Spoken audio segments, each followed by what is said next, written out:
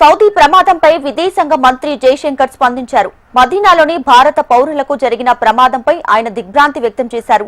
ప్రభావిత కుటుంబాలకు embassy జెడ్డాలోని consulate పూర్తి సహాయ సహకారాలు అందిస్తున్నాయని ఎక్స్ వేదికగా పోస్ట్ చేశారు. అలాగే మృతుల కుటుంబాలకు ప్రగాఢ సానుభూతి తెలిపారు. గాయపడిన వారు త్వరగా కోలుకోవాలని ప్రార్థించారు.